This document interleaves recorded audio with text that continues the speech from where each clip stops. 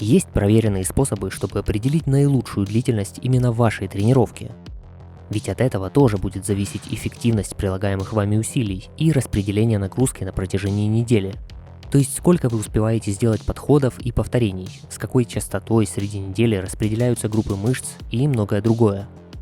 Отталкиваться стоит в первую очередь от цели.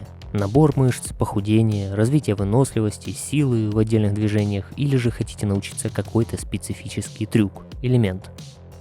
Я поделюсь как своим 12-летним тренировочным стажем, так и ценными советами от других, более опытных атлетов, про многих из которых я уже делал видеосюжеты.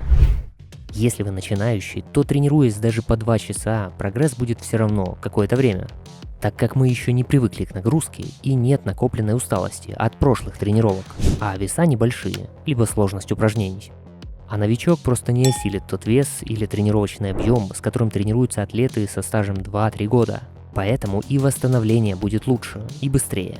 Но вскоре такой прогресс остановится. Это неизбежно. И тогда многие советуют тренироваться минут 40, и не будет перегрузок, прогресс снова пройдет. Кажется просто. Так ли это и почему так происходит? Тут зависит все от того, что именно мы делаем на тренировках. Как спим, восстанавливаемся, как часто тренируемся и сколько едим. Насчет длительности тренировки, если вы занимались 2-3 месяца, 3 раза в неделю по 2 часа и при этом прогрессировали, но результат встал, то тут можно или увеличить дни отдыха, или снизить объем тренировок в неделю. И да, вы начнете снова прогрессировать, если урежете тренировку до условных 45 минут. Это просто ориентир, так как подходов будет меньше. Но всегда ли это будет работать? Для тренировок на массу оптимальное время тренировки без учета разминки будет для всех разное. Например, когда мы начинающие и делаем по 5-6 упражнений по методу Full Body и в каждом по 3-5 подходов, пусть одно из упражнений это подтягивание с весом собственного тела.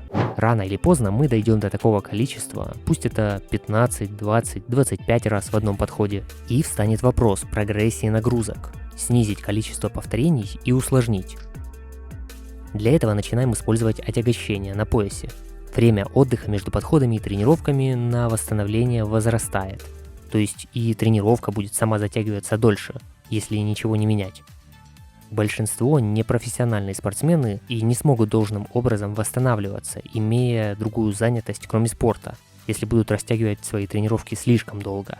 Но и короткие тренировки по 45 минут со временем будут неэффективны. Что же делать дальше? І почему так происходит? А поки буквально пару слов для зрителей з України. Я нагадаю, що в мене є інший україномовний YouTube і телеграм-канали з тренувань, а також мій інстаграм, який я активно наповнюю контентом частіше, ніж цей YouTube канал. Посилання у закріпленому коментарі або в описі під відео. А також під відео я залишаю посилання на сайт перевірених українських волонтерів з важливими зборами. Обирайте свій напрям та долучайтеся до допомоги.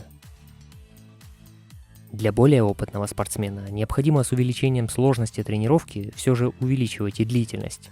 Мы не сможем во всех упражнениях выложиться до конца с хорошей техникой, поэтому вначале идут базовые упражнения, а потом уже изолирующие. Исключение может быть для тех, кто ввиду своей занятости может тренироваться только 2 или даже 1 раз в неделю. Тогда вам можно растягивать тренировку и на 2 часа и больше, чтобы все успеть. Дней отдыха будет больше и восстановления должно хватать.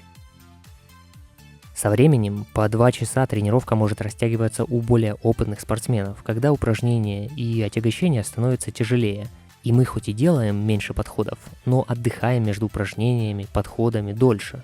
Так растягивается время, чтобы выполнить качественнее. Атлет среднего и высокого уровня просто не успеет за 45 минут нагрузить достаточно мышцы. Учитывая больше разминочных подходов и повышенную сложность, если будет мало отдыхать на тренировке, то он не выполнит нужный объем. А новичок такой объем и веса вообще не переварит, подходить нужно к этому плавно. Есть мнения и различные исследования, что в начале тренировки наша энергия и тестостерон на пике. Попросту говоря, мы свежие и готовы выложиться на тренировке на полную. А спустя примерно час утверждается, что все это снижается и начинается вырабатываться кортизол, запускается процесс разрушения мышц и тренироваться дольше уже не имеет смысла. Но тут также нужно учитывать, что тестостерон вернется к прежнему уровню после тренировки, а мышцы будут расти, как известно, не в тот момент, когда мы тренируемся, а когда отдыхаем. Поэтому тут опять-таки длительность тренировки не будет важна. Атлеты, если вас интересует приобретение книг с планами тренировок к почти всем основным силовым элементам калистеники, гимнастики, вместе с фото, видео, техникой выполнения, таблицами нагрузок, то просто напишите мне в личные сообщения, расскажу детали, как получить. Ссылка в описании под видео или в правом углу экрана.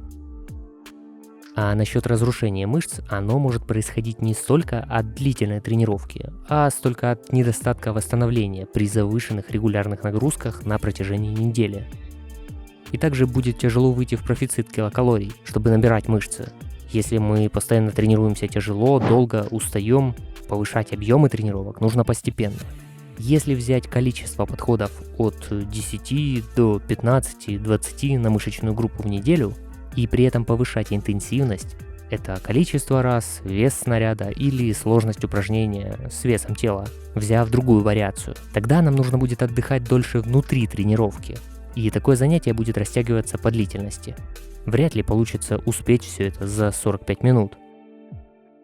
Обращайте внимание не столько на длительность, а на стаж тренировок, цели, наличие перерывов в занятиях, нерегулярность, количество подходов, прогрессия сложности упражнений. А если рассматривать full body, то короткая она не будет. Сплит более реально уложить, но все же, если есть прогрессии и нагрузки, то не будете успевать. Когда тренируемся на выносливости, часто там используют сеты, суперсеты из упражнений или выполняются подходы сериями. Например, сделали 3-5 подходов, это одна серия. Потом отдых, более длительный, и следующая серия 3-5 подходов. Тогда тоже тренировка будет растягиваться. Если готовимся к соревнованиям по элементам или по базе, тоже длительность не будет короткой. Нужно достаточно отдыхать между подходами, комбинациями. А если тренируемся на силу, то там вообще отдых еще больше между подходами и тренировка больше растягивается. Кстати, мой стаж силовых тренировок в воркауте с 2011 года. Пишите мне в личные сообщения за помощью с индивидуальными программами тренировок и питания. Читайте десятки довольных отзывов на моем сайте, жмите кнопку в верхнем углу экрана. А также за символическую поддержку донатом на удобную вам сумму я отправлю свою книгу. Там ошибки в тренировках, рацион питания и большой материал по увеличению подтягиваний. Ссылки я оставлю в закрепленном комментарии под видео. Также допускаются тренировки 45 минут или даже 20 минут, сокращенные. Это тоже будет эффективная нагрузка в том случае, когда наш уровень подготовки выше среднего. И включаем периодизацию в тренировке, для того, чтобы не перегружать себя. Мы не сможем тренироваться и выкладываться тяжело на каждой тренировке, как минимум потому, что у нас уже хуже будут восстанавливаться сухожилия и морально на уровне нервной системы будет тяжело. Портится техника, это может привести к травме, застою и откату прогресса.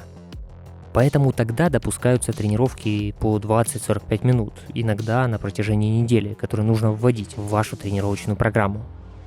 Или уменьшение времени допускается, когда у вас тяжелая, утомительная работа и вы не успеваете восстановиться, и просто банально не хватает сил на длинную тренировку, плохой сон. Прежде всего, вам нужно прислушиваться к своему организму и отслеживать прогресс, вести дневник тренировок, кому удобней, а не смотреть на часы. Сколько минут вы обычно тренируетесь и пробовали ли вы делать какие-то эксперименты в этом направлении? Пишите в комментариях.